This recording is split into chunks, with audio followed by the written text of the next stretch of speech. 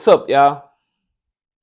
I said, what's up, y'all? Look at me when I'm talking to you, bro. Nah, I'm just messing with y'all, man.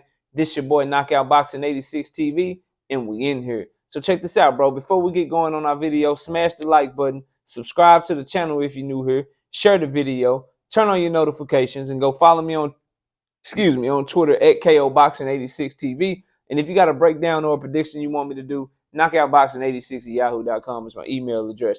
And don't forget about our live shows. I go live every Wednesday and Thursday night, 7:30 p.m. Central Time.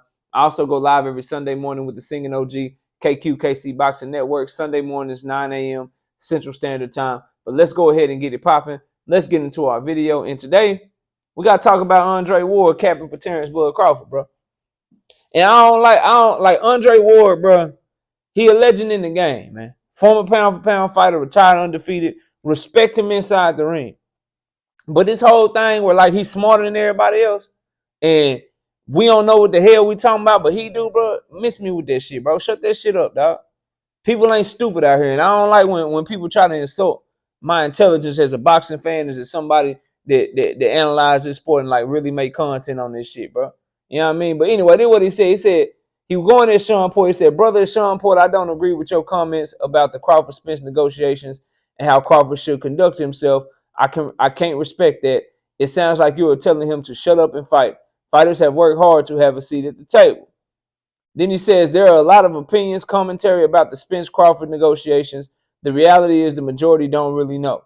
It's okay to admit that. There are a handful of people who know the day-to-day. The rest are just fighting their hearts out in the comments. Y'all don't know. Then he says some of the most least informed people have the most polarizing things to say. Then Sean Porter said, basically let Andre Ward know that he was talking about having somebody with Terence Crawford that can represent him properly, and get somebody at the table that is gonna help him bring his A game to negotiations. And then Ward just said, "I hear you sound like you have some inside information. I want to hear more. Get with me on the Porterweight podcast, yada yada yada." Like, here's my thing with this shit, right? This is my issue, bro. Andre Ward is acting like people don't have intelligence to be able to see a situation and be able to deduce what the hell is going on.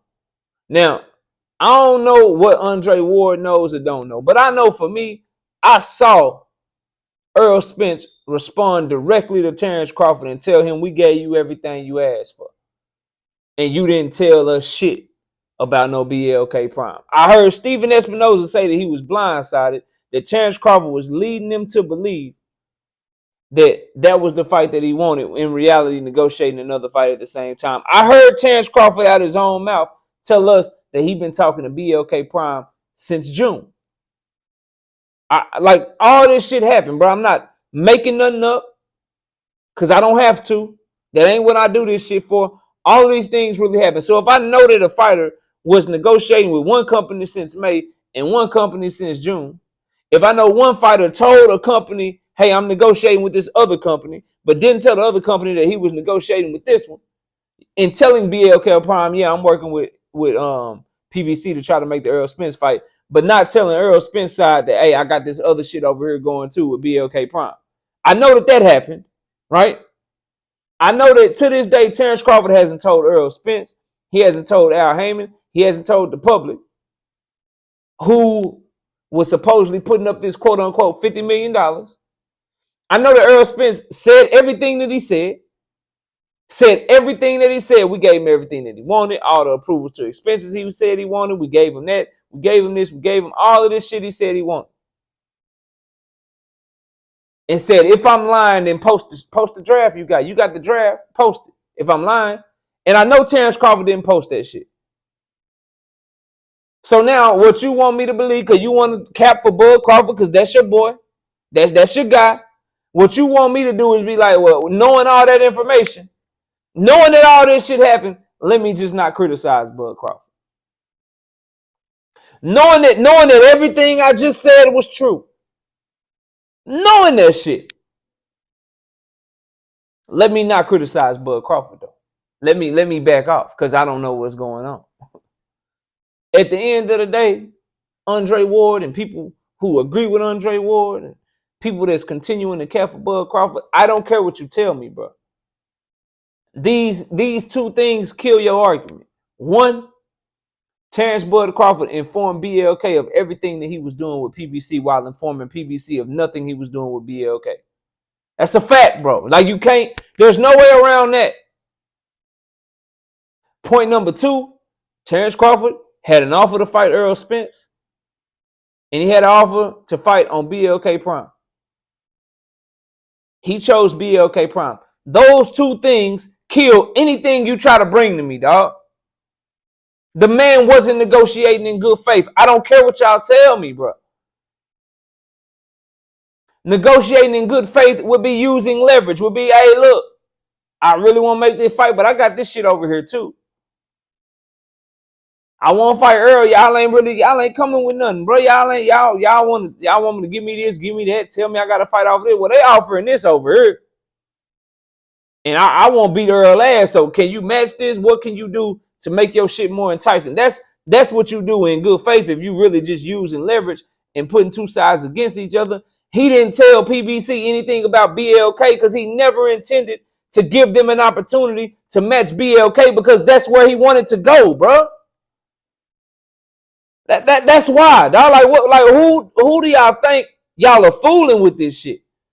And then now instead of people just coming out, some people are coming out, but instead of like people that was really on this bandwagon of, oh, it's Earl fault, it's PBC, it's PBC. Then when all this information comes out to show that it's clearly Bud Crawford, people just want to go silent or they want to cap for him. They want to act like people like myself don't know what we talking about. Cool. Post a lie said in the comment section. Post one lie in the comment section, bro. Post it. Like, let me know a lie and I'll highlight and pin your shit as you watch this video. If you hear me lie, let me know in the comment section. Nah, bro. Bud Crawford is going to get this smoke from individuals that are paying attention. He going to get all the criticism that he deserves for skirting out on the fight. If he just said, look, bro, I need a tune-up. But see, that's the thing with the pride and the ego and shit. Brother don't want to give Earl no credit whatsoever. He don't want to come out and be like, look, Earl a bad boy. He fought in April. I ain't fought since November of 2021. I need a tune-up. I still want to beat his ass, but I'm going to go ahead and get this bag over here with Amnesia. They gave me everything that I wanted, so I'm going to revisit them. After I beat his ass, tune up, I'm going to revisit him. You know what I'm saying? And then I want to go fight Earl, but I want him to give me a fight against a pressure fighter like Amnesia. Similar style. He going to come forward like Earl going to come forward. He's not as good as Earl, but it's going to give me a good look, keep me busy, and then I can go right back to Errol Spence negotiations because they gave me what I was looking for, and they was good to negotiate with, and I'm looking to make that fight next. Like, that's too real for Bud, bro. He can't do that. He got to try to blame somebody or make it look like somebody ducking him or somebody ain't really want to fight because that's the narrative that he painted from the beginning, bro, from the get-go, him and his stupid-ass fanboys, bro. That's really what it is. Like, if you just kept it all the way 100 and just like, look, bro, I ain't fought in a year. I just need a tune-up, but he can't do that because what he say? I don't need no tune-up. I want to go straight to the Errol Spence fight. Tune-up for what?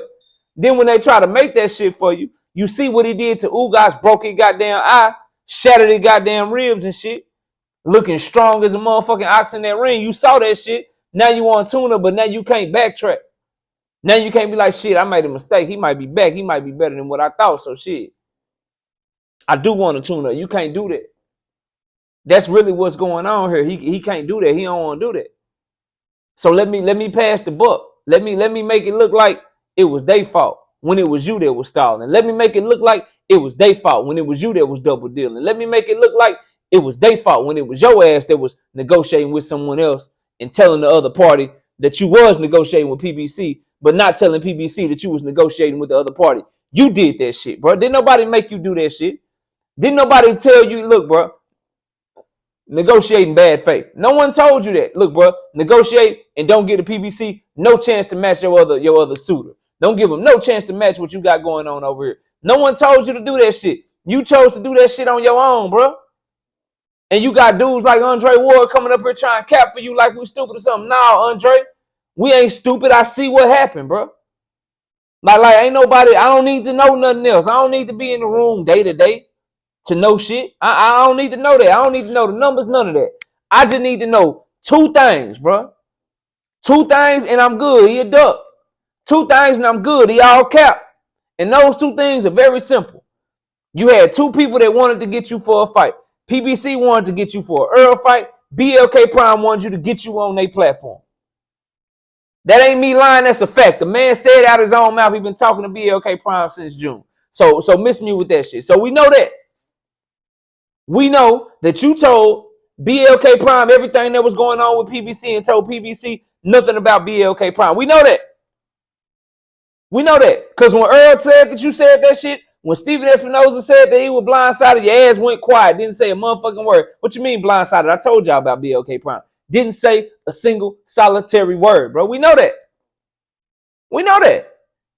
I ain't me making shit up. So you told BLK Prime about PBC deal and what they was offering you, but didn't tell PBC shit. We know that when Earl told you, look, man, you couldn't tell me where this quote unquote $50 million was coming from that you said you had. You said nothing. Matter of fact, your words were, well, you could have pulled my card and saw what was what. Nah, what I need to pull your card for? I did pull your card. I asked you where it was coming from. Nothing. Crickets. Didn't say shit. We know that. So knowing all that shit, bro, you deserve all the smoke that you getting. And Andre Ward quit capping and trying to cover for that man, bro. He ducked, dog. He ducked Errol Spence, bro. Hopefully he come back around. Hopefully Earl do spin the block like he said, because I want to see the fight. But at the end of the day, he deserved all this criticism, bro, because no one saw Avenesian coming. This man didn't even, like, this how disingenuous, and I love using this word because my former opponent like to use this word and don't know how to use it. I'm going to show you how to use it correctly. This man was disingenuous with his own fans and the boxing fans. He never even brought up David Avenesian. This man was talking about he want to whip on Errol Spence. Then he want to whip on Jamel Charlo. Undisputed. Beat both of their ass. That's what he said. That's what he was pushing. That's what I heard.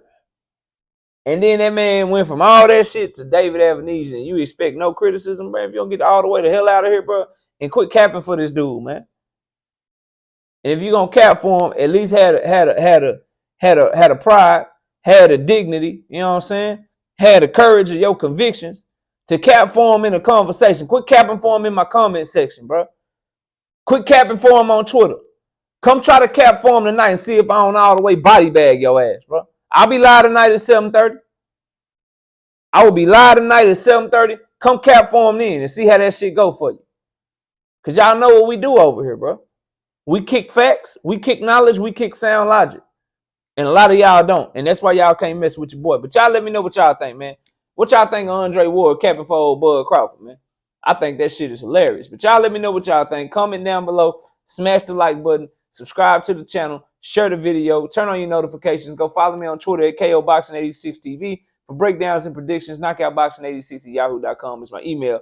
And don't forget about our live shows Wednesdays and Thursday nights, 7:30 p.m. Central Time. You can also catch me live every Sunday morning with the singing OG KQKC Boxing Network. Appreciate y'all watching. Enjoy the rest of y'all day. And with that, we up out of here. Peace out, y'all.